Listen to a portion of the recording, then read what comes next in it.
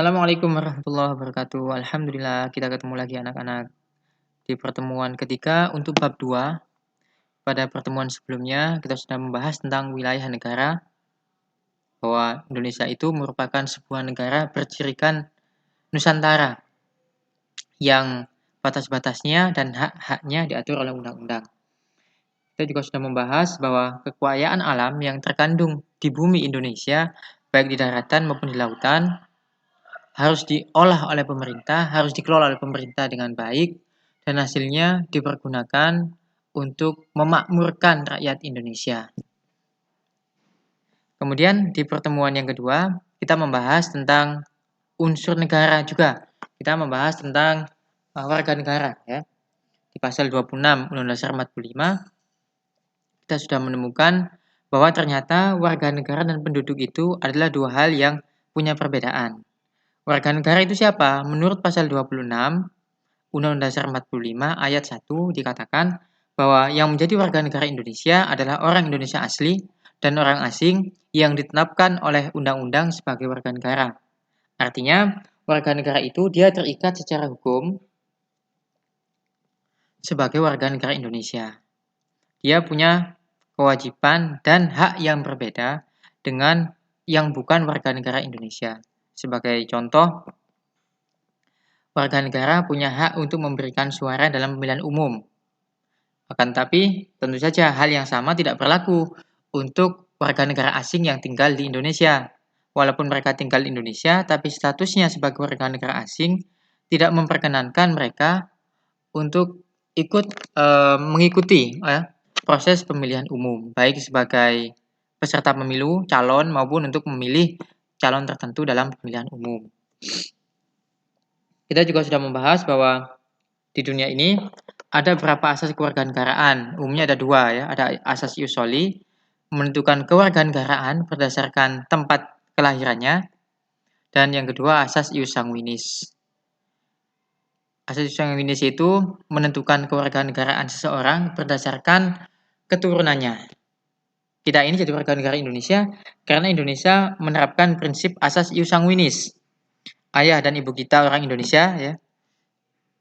Mungkin di antara kalian ada yang ibu atau ayahnya bukan orang Indonesia, saya tidak tahu. Tapi secara umum, kalau salah satunya atau dua-duanya warga negara Indonesia, dia diakui sebagai warga negara Indonesia. Kita juga sudah belajar tentang beberapa hal yang bisa dilakukan untuk mengubah warga negara. Ada dua hal, namanya naturalisasi biasa dan naturalisasi istimewa, dengan berbagai macam syarat-syaratnya. Lalu kita juga sudah belajar tentang penyebab hal-hal yang bisa menyebabkan seseorang warga negara Indonesia kehilangan kewarganegaraannya, seperti dia punya paspor negara lain, kasus yang pernah dialami oleh mantan Menteri ESDM, mantan Menteri Energi dan Sumber Daya Mineral, Pak Archandra Tahar. Dia diangkat sebagai menteri dalam waktu yang sangat singkat, kemudian diberhentikan. Mungkin bisa dikatakan beliau ini menteri yang paling singkat dalam sejarah Republik Indonesia yang pernah jadi menteri. Hanya 20 hari, tidak sampai 3 minggu. Karena ketahuan kalau beliau itu punya paspor Amerika. Sementara Indonesia menyatakan ketika seorang itu punya paspor negara lain, secara otomatis maka kewarganegaraannya menjadi hilang. Tapi kasusnya sudah selesai. Beliau sudah melepas kewarganegaraan Amerika yang dimilikinya, dan beliau sudah kembali menjadi warga negara Indonesia. Oke, silakan itu dipelajari lagi. Nah, pada kesempatan kali ini kita akan belajar tentang kemerdekaan beragama dan berkepercayaan di Indonesia. Ada dua hal yang akan kita bahas. Yang pertama, pengertian kemerdekaan beragama dan berkepercayaan. Yang kedua, membangun kerukunan umat beragama. Oke, ya, kita lanjut. Apa sih makna kemerdekaan beragama dan berkepercayaan itu? Kemerdekaan beragama dan berkepercayaan mengandung makna bahwa setiap manusia bebas memilih, melaksanakan ajaran agama menurut keyakinan dan kepercayaannya, Dan dalam hal ini tidak boleh dipaksa oleh siapapun, baik itu oleh pemerintah, pejabat agama, masyarakat, maupun orang tua sendiri. Oke. Jadi, yang dimaksud dengan kemerdekaan beragama itu adalah manusia itu bebas memilih untuk melaksanakan ajaran agama sesuai dengan keyakinan dan kepercayaannya. Dan hal ini memang tidak boleh negara, masyarakat, tokoh agama memaksa seseorang atau sekelompok orang untuk menganut agama tertentu. Tapi hal ini bukan berarti bahwa kita sebagai muslim mengakui agama yang lain benar. Ingat ya, sebagai muslim kita harus meyakini bahwa Islam sebagai satu-satunya agama yang diridhoi oleh Allah Subhanahu wa taala. Tapi kita juga harus ingat dalam Al-Qur'an Allah Subhanahu wa taala juga memberikan apa ya? eh, Allah memberikan kebebasan kepada manusia itu untuk menempuh jalan sesuai dengan apa yang dikehendakinya. Akan tetapi orang yang menggunakan akalnya dengan baik, orang yang menggunakan nuraninya dengan baik, orang yang mengoptimalkan semua indera yang diberikan oleh Allah Subhanahu wa taala untuk menyerap informasi yang ada, dia pasti akan memilih Islam sebagai satu-satunya agama yang benar. Karena Islamlah yang sesuai dengan fitrah manusia itu. Islam meyakini Tuhan itu satu. Tuhan itu tidak beranak, tidak diperanakkan. Ya, dan surat Al-Ikhlas kan. Ini sesuai dengan fitrah manusia. Manusia itu dari dulu, dari sejak dia lahir, dia sudah meyakini bahwa Tuhan itu ada.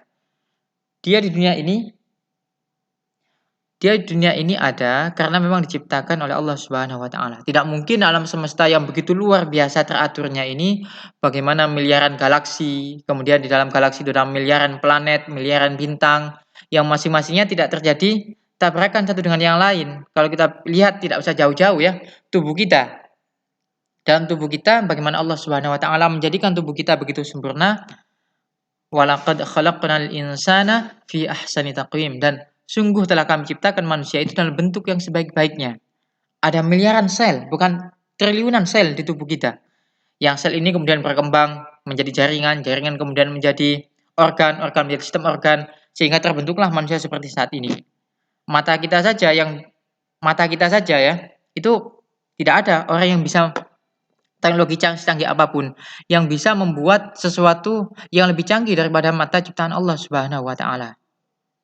Keteraturan yang ada baik di dalam diri kita, di alam semesta, itu menunjukkan bahwa pasti ketika ada sesuatu yang teratur, pasti ada yang mengaturnya. Dan itulah yang kita yakini sebagai Tuhan, Allah Subhanahu wa taala. Oke. Walaupun Allah Subhanahu wa taala telah menurunkan Islam sebagai satu-satunya agama yang Allah ridhoi, tapi Allah tidak memaksa orang di luar Islam untuk masuk ke dalam Islam. La ikraha fiddin, tidak ada paksaan untuk masuk ke dalam Islam. Bahkan Nabi ketika sampai di kota Madinah Al-Munawwarah, beliau hijrah bersama para sahabat dari Mekah ke Madinah. Beliau membuat perjanjian yang kita kenal dengan Piagam Madinah, yang oleh para ilmuwan Muslim ya dari Prancis kalau tidak salah, beliau mengatakan bahwa Piagam Madinah itu adalah the first written constitution atau konstitusi undang-undang dasar pertama yang tertulis, yang di dalamnya ada pengakuan terhadap kebebasan untuk beragama dan berkeyakinan.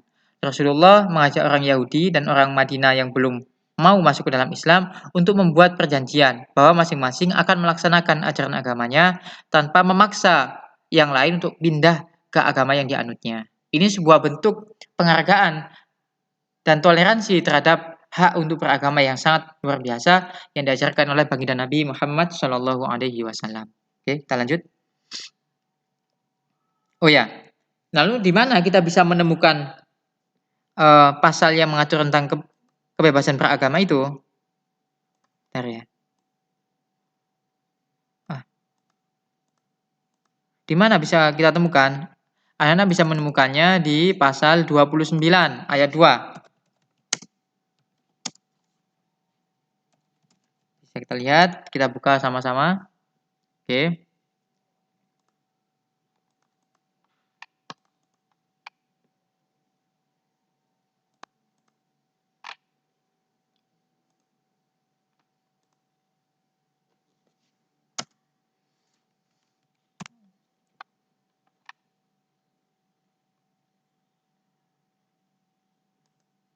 Kita buka dulu.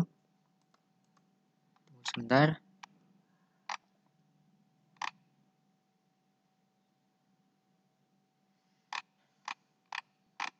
Mana ya? Benar. Saya siapkan.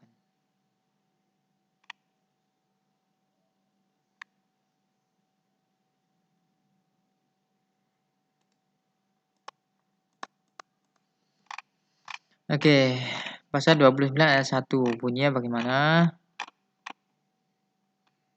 Nah, di sini di pasal 29 ayat 1 dikatakan bahwa negara berdasarkan asas ketuhanan yang Maha Esa. Di pasal 29 ayat 2 dinyatakan negara menjamin kemerdekaan tiap-tiap penduduk untuk memeluk agamanya masing-masing dan untuk beribadah menurut agama dan kepercayaannya itu. Oleh karena itu memang tidak boleh di dalam wilayah negara Kesatuan Republik Indonesia ada pemaksaan terhadap agama tertentu. Dan itu sebenarnya sudah ada dalam Islam jauh sebelum Undang-Undang Dasar 45 itu dirumuskan oleh BPUPKI. Islam ketika dulu berjaya, kekhilafan Islam termasuk kerajaan-kerajaan Islam yang ada di Nusantara tidak memaksa orang lain untuk masuk dalam Islam. Yang ada memang penduduk yang awalnya itu non-muslim, mereka berbondong-bondong masuk ke dalam Islam, gitu ya. Jadi kita kembali ke pembahasan tadi bahwa di dalam Undang-Undang Dasar 45, para founding father negara kita sudah menyatakan bahwa negara Indonesia adalah negara berdasarkan asas ketuhanan, negara berdasarkan atas ketuhanan yang Maha Esa. Artinya, kita sebagai sebuah bangsa mengakui adanya kausa prima yang menciptakan dan memelihara alam semesta yang ada di dalamnya. Ini beda dengan paham materialisme yang menolak adanya Tuhan. Kita tidak menolak, kita meyakini Allah itu Maha Ada sebelum segala sesuatu diciptakan olehnya. Bangsa Indonesia adalah bangsa yang bertuhan, meyakini bahwa alam semesta ini tidak mungkin tercipta dengan sendirinya, pasti Allah yang menciptakan, pasti Tuhan yang menciptakan.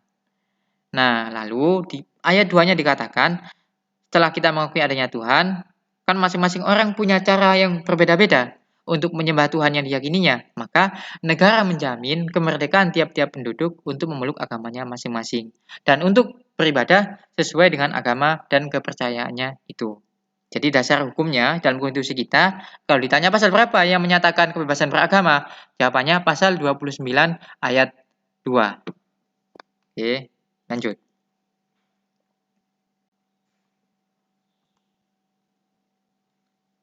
Sekarang bagaimana membangun kerukunan umat beragama? Gimana caranya? Membangun kerukunan umat beragama itu kita harus paham konsep kerukunan umat beragama. Kerukunan umat beragama itu adalah kerukunan antar umat seagama atau intern umat seagama, kerukunan antar umat agama yang berbeda, dan yang terakhir adalah kerukunan antar umat beragama dengan pemerintah.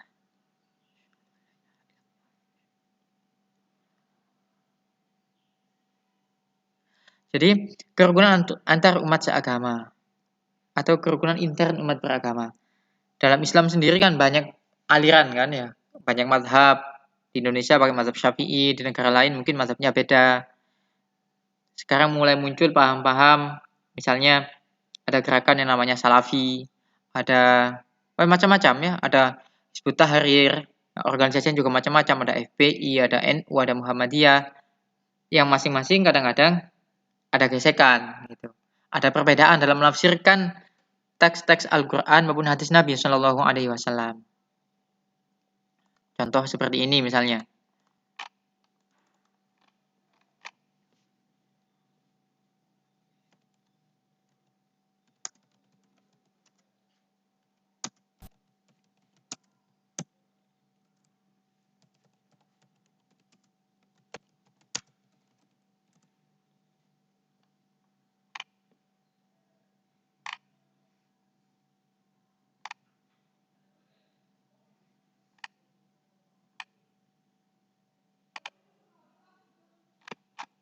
Contohnya benar ya.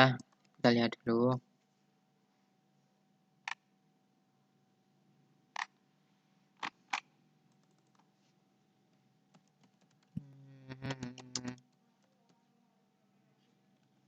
Nah, ini contoh. Pengajian dibubarkan oleh Banser. Nah, ini ada Ustadz Khalid Basalamah. Bisa kita lihat dulu videonya.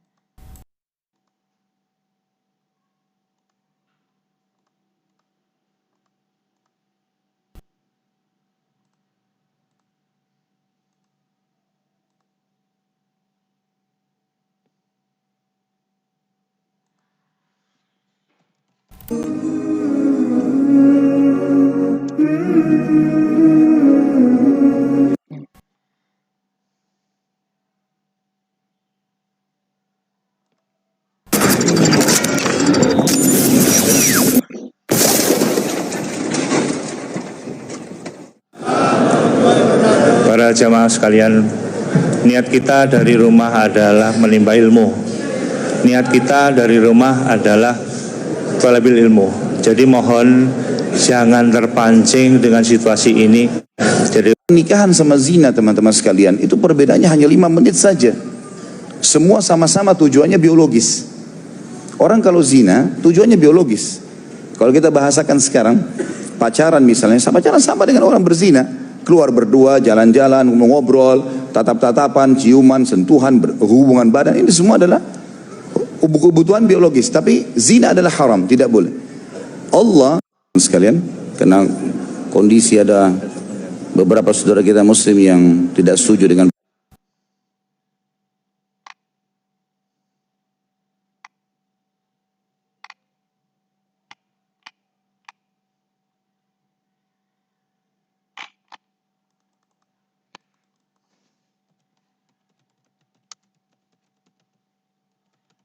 Oke, sebentar.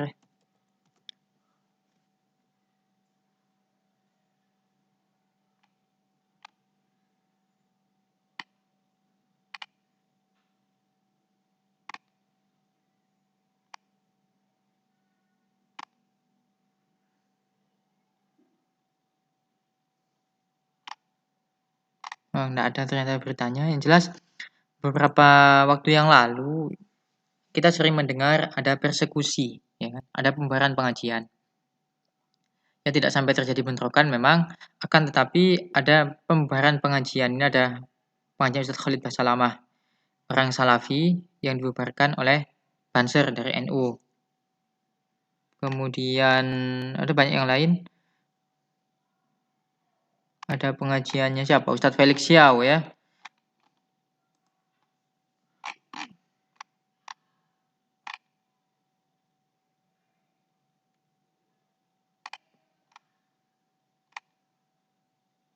Memang beliau ini memang Salafi dan sedikit banyak memang berbeda dengan kita sebagai kaum Nahdiyin dalam beberapa hal. Termasuk dalam masalah amaliyah keseharian itu ada perbedaan memang. Ya, seperti ini kita kembali ke materi tadi, termasuk kerukunan antar umat seagama. Kita tidak bisa mungkiri bahwa Islam itu memang datang dari Allah dan Rasulnya, ya satu itu. Tapi bagaimana menafsirkan Islam, bagaimana menafsirkan teks-teks Al-Quran dan Sunnah Nabi SAW, para ulama berbeda pendapat sehingga muncul berbagai macam mazhab. Selama itu bukan dalam masalah usuliyah, kita seharusnya bisa berlapang dada, bisa bertoleransi dengan saudara kita seiman, se-Islam gitu. Kalaupun memang ada penyimpangan misalnya dari saudara kita dari Wahabi, saya tidak membela ya, saya tidak membela, bukan dalam rangka membela, saya hanya ingin meluruskan saja bahwa negara kita ini negara hukum. Segala sesuatu harus diselesaikan sesuai dengan prosedur hukum yang berlaku. Kalaupun apa yang disampaikan oleh Ustadz Khalid Basalamah misalnya tidak sesuai dengan keyakinan kita sebagai Nahdiyin, ya tentu saja caranya diselesaikan dengan cara yang beradab. Misalnya dengan apa? Dengan diskusi ilmiah atau dengan debat terbuka antara kelompok yang tidak setuju dengan kelompok yang pro dengan kelompok yang kontra. Masing-masing membawa dalil disaksikan oleh masyarakat, biar nanti masyarakat yang menilai mana yang harus diikuti dan mana yang harus ditinggalkan. Jadi pembubaran pengajian seperti ini sebenarnya justru mengambil alih tugas kepolisian. Gitu. Banser kan bukan polisi, Banser itu hanya ormas ya di bawah NU gitu. Ya alangkah apa ya? alangkah ruginya kalau kemudian sesama muslim kita saling dibenturkan satu dengan yang lain. Nah, ini. Ya, saya juga kadang-kadang seperti ini banyak ya. Rumah ibadah agama lain dijaga, orang kafir ceramah di masjid dibiarkan, tapi ustaz ceramah di masjid dibubarkan. Ya, seperti ini memang banyak meme ya. Saya sendiri tidak ingin terpancing untuk membuat meme atau mengunggah meme seperti ini, tapi yang jelas kalaupun ada perbedaan, selesaikan perbedaan itu dengan baik-baik. Kita punya ruang diskusi, kita punya ruang untuk melakukan debat secara terbuka, dan bukan dengan cara mengambil alih tugas aparat kepolisian. Karena Islam nantinya jelek gitu. Masa sama muslim kita saling bermusuhan satu dengan yang lain? Masa sama muslim kita saling menuduh satu sama lain, saling mengkafirkan satu dengan yang lain? Begitu juga dengan saudara-saudara saya yang ada di Salafi Wahabi. Kalaupun mereka punya pandangan yang berbeda tentang amaliyah yang dilakukan oleh warga Nahdliyin, tidak seharusnya mereka membid'ahkan, apalagi sampai menuduh kaum muslimin mayoritas yang NU itu sudah keluar dari Islam karena melakukan perbuatan-perbuatan yang mereka anggap bid'ah, yang mereka anggap itu perbuatan syirik. Padahal itu tadi bisa didiskusikan. Masing-masing kelompok punya dalil, masing-masing kelompok punya hujah untuk mempertahankan argumentasinya masing-masing. Seandainya diskusi itu dibuka, debat itu dilakukan dengan adab, ya kan, dengan ilmiah, insya Allah kerukunan intern umat beragama, khususnya umat Islam di Indonesia, bisa kita wujudkan. Oke. Yang kedua, kerukunan antar umat beragama atau berbeda agama. Kerukunan di sini, kerukunan dalam masalah sosial, ya. Sosial kemasyarakatan. Bukan dalam masalah akidah, bukan dalam masalah ibadah. Dalam masalah akidah, dalam masalah ibadah, kita jalan sendiri-sendiri ya. Sudah ada trailnya. Lakum dinukum waliyadin. Buat kamu agamamu, buatku agamaku. Ketika Nabi beliau ditawari, gimana kalau aku masuk Islam, Muhammad? Aku menyembah Allah, Tuhan kamu. Nanti kamu gantian. Kamu sama sahabat-sahabat kamu menyembah berhala-berhala kami, kata orang kafir Quraisy waktu itu. Apa jawab Nabi? Turun 6 ayat ini dari Allah Subhanahu wa taala. Yang intinya Nabi dilarang oleh Allah Subhanahu wa taala untuk mengikuti ajakan dari orang-orang kafir Quraisy. Aku tidak menyembah, katakanlah wahai orang kafir. Qul ya ayyuhal kafirun. Katakanlah wahai orang kafir.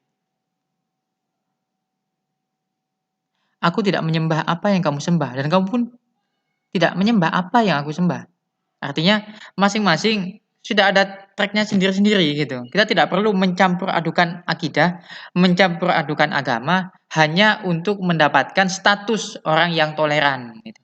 Toleransi itu dibangun bukan dengan cara mencampur adukan akidah atau ibadah, tetapi dalam masalah-masalah sosial kemasyarakatan, membangun rumah sakit bersama, ada yang muslim, ada yang non-muslim, tidak menjadi soal, tidak menjadi masalah, atau membantu korban bencana alam misalnya. Kalau kita lihat ada korban bencana alam,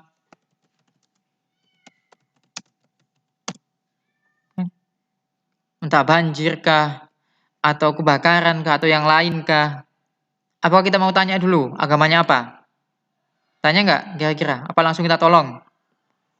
Untuk menyelamatkan mereka, membantu mereka dengan tenaga yang kita miliki, dengan uang yang kita punya. Kita tidak perlu tanya agamanya apa. Kita tolong saja, karena itu bagian dari kemanusiaan. Gitu. Apakah Nabi melarang kita melakukan hubungan baik dengan non-muslim? Tidak. Bahkan Nabi juga melakukan hubungan baik dengan orang non-muslim yang ada di Madinah maupun di tempat yang lain. Diceritakan juga, dikisahkan bahwa Rasulullah menerima hadiah dari Muqawqis, seorang raja beragama Nasrani dari Mesir. Tidak mentang-mentang itu hadiah dari orang Nasrani ditolak oleh Nabi, ternyata diterima oleh Nabi Shallallahu Alaihi Wasallam. Itu artinya kita boleh melakukan hubungan baik, hubungan jual beli, perdagangan, atau hubungan di bidang sosial yang lain, itu boleh kita lakukan selama tidak menyangkut masalah akidah dan menyangkut masalah ibadah. Kalau dalam masalah akidah, dalam masalah ibadah, kita jalan sendiri-sendiri. Lakum dinukum waliyadin. Sehingga saya tidak setuju ketika ada saudara muslim yang waktu Natal dia ikut pergi ke gereja, kemudian ikut melakukan upacara ritual keagamaan orang-orang Nasrani. Bukan berarti saya tidak toleran kepada saudara saya yang Nasrani. Tentu saja saya menghargai mereka sebagai sesama warga negara Indonesia yang punya hak untuk menjalankan agamanya, menjalankan keyakinannya sebagaimana disebutkan dalam pasal 29 ayat 2 Undang-Undang Dasar 45. Akan tetapi, mohon maaf, dalam masalah ibadah, dalam masalah ritual, kami tidak akan mengganggu mereka. Silahkan mereka mau melakukan Natal, Paskah, atau upacara keagamaan mereka yang lain, kita tidak akan mengganggunya. Tapi kita tidak perlu ikut campur dalam urusan agama mereka. Biarkan menjadi masalah internal dari umat Nasrani atau umat beragama yang lain. Kita cukup mengurusi ibadah dan agama kita saja, gitu. Jangan lompat pagar ke agama yang lain. Paham ya? Oke. Yang terakhir adalah kerukunan antar umat beragama dengan pemerintah. Jadi bagaimana? Harus ada sinergitas antara umat beragama dengan pemerintah. Karena itu kadang-kadang dalam mensosialisasikan programnya, pemerintah bisa menggandeng tokoh-tokoh agama, misalnya kemarin ya, untuk ini COVID misalnya.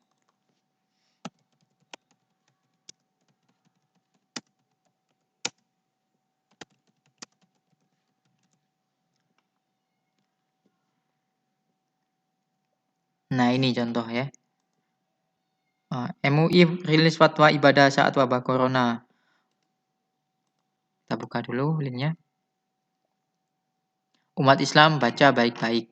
Nah, jadi ini bagian dari sinergitas sebenarnya. Ketika pemerintah melakukan pembatasan sosial berskala besar, ya kan? Di tengah pandemi COVID-19, pemerintah memberikan himbauan agar ibadah dilakukan di rumah. Himbauan ini kan sifatnya bukan kewajiban kan untuk ibadah di rumah itu. Kadang-kadang apa yang disampaikan pemerintah tidak diterima oleh umat beragama begitu saja, tapi perlu adanya dukungan fatwa dari Majelis Ulama Indonesia. MUI kemudian mengeluarkan fatwa. Ini di sini fatwanya. Nah, ini fatwanya. Setiap orang wajib melakukan ikhtiar menjaga kesehatan dan menjauhi setiap hal yang diyakini dapat menyebabkan terpapar penyakit. Karena hal itu merupakan bagian dari menjaga tujuan pokok beragama. Ad-Durriyat Al-Khams. Kedua, orang yang telah terpapar virus corona wajib menjaga dan mengisolasi diri agar tidak terjadi penularan kepada orang lain. Ini kan fatwa dari Majelis Ulama Indonesia untuk mendukung tadi PSBB yang dilakukan oleh pemerintah. Nah ini, ia menjelaskan, bagi orang yang terpapar COVID-19, sholat Jumat dapat diganti dengan sholat zuhur di tempat kediaman. Karena sholat Jumat merupakan ibadah wajib yang melibatkan banyak orang sehingga berpeluang terjadi penularan virus secara massal. Ketiga, orang yang sehat dan yang belum diketahui atau diyakini terpapar COVID-19 harus memperhatikan hal-hal berikut ini. Dalam hal ia berada di suatu kawasan yang potensi penularannya tinggi atau sangat tinggi berdasarkan ketetapan pihak yang berwenang, ia boleh meninggalkan sholat Jumat menggantikannya dengan sholat zuhur di tempat kediaman, serta meninggalkan jamaah sholat 5 waktu rawatib, tarawih, dan id di masjid atau tempat umum lainnya. Jadi kalau di tempat yang penularannya tinggi, sudah banyak orang yang kena di situ, sudah zona merah lah kita katakan seperti itu, maka menurut fatwa yang dikeluarkan oleh MUI pada waktu itu,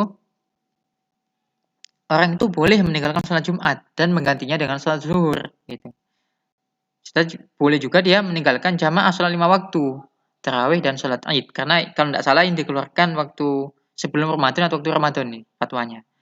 Kemudian poin B, dalam hal ia berada di suatu kawasan yang potensi penularannya rendah, berdasarkan ketetapan pihak yang berwenang, maka ia tetap wajib menjalankan kewajiban ibadah sebagaimana biasa dan wajib menjaga diri agar tidak terpapar corona, seperti tidak kontak fisik langsung, bersalaman, berpelukan, cium tangan, membawa saja sendiri, dan sering membasuh tangan dengan sabun.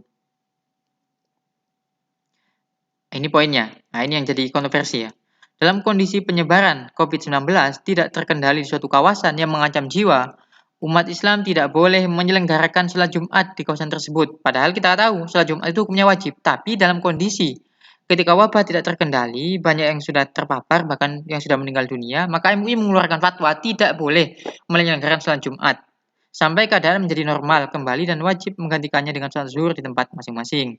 Demikian juga tidak boleh menyelenggarakan aktivitas ibadah yang melibatkan orang banyak dan diyakini dapat menjadi media penyebaran COVID-19 seperti jamaah sholat 5 waktu atau rawatib, sholat tarawih dan id di masjid atau di tempat umum lainnya, serta menghadiri pengajian umum dan majelis taklim. Dalam kondisi penyebaran COVID-19 terkendali, umat Islam wajib menyelenggarakan sholat Jumat. Nah ini, pemerintah menjadikan fatwa ini sebagai pedoman dalam upaya penanggulangan COVID-19 terkait dengan masalah keagamaan dan umat Islam wajib mentaatinya. Jadi, salah pahami ya, kadang-kadang orang salah paham atau sengaja memang dia salah paham gitu untuk menyebarkan isu-isu yang bisa memecah yang bisa memecah kerukunan antar umat beragama.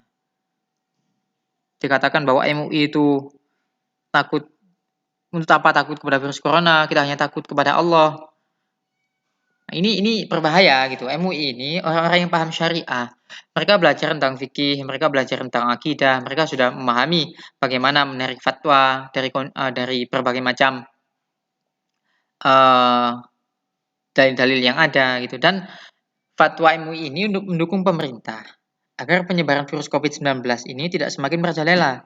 Jadi jangan diartikan bahwa MUI ini ingin menghalangi orang beribadah, bukan. Oh, berarti MUI ini ingin menghalangi orang beribadah. Tidak menghalangi orang beribadah, bukan. Tapi dalam kondisi penyebaran COVID yang sudah sangat tinggi, sudah zona merah, rentan tertular, orang yang ada di situ itu punya potensi tertular dan semakin banyak korban yang jatuh, maka sebaiknya memang fatwa MUI ini diikuti gitu. Tapi ketika daerahnya memang aman, penularannya rendah dan tidak dikhawatirkan terjadi penyebaran virus COVID-19, maka MUI menghimbau tetap laksanakan sholat Jumat karena hukumnya wajib, tapi dengan menggunakan prosedur kesehatan. Cuci tangan, kemudian bawa sajadah sendiri, tidak perlu bersalaman dan lain sebagainya. Ini sekali lagi fatwa yang dikeluarkan menunjukkan bahwa antara umat beragama dan pemerintah itu wajib ada sinergitas, wajib ada hubungan yang baik antara satu dengan yang lain. Karena kadang-kadang peraturan pemerintah itu perlu didukung juga oleh fatwa-fatwa dari para ulama yang didengar suaranya, yang dengar fatwanya oleh umat Islam. Itu ya. Jadi kita sampai di terakhir, okay? Bahwa tadi pasal berapa tadi? Pasal 29 ayat 2, negara menjamin kemerdekaan tiap-tiap penduduk untuk memeluk agama sesuai dengan keyakinannya masing-masing. Lalu untuk menciptakan kerukunan antar umat beragama harus diciptakan 3 macam kerukunan umat beragama, yaitu kerukunan intern umat beragama, kerukunan antar umat beragama yang berbeda, dan yang terakhir adalah kerukunan antar umat beragama dengan pemerintah. Kita akhir dulu materinya, mudah-mudahan bermanfaat. Kurang lebihnya saya mohon maaf dan wassalamualaikum warahmatullahi wabarakatuh.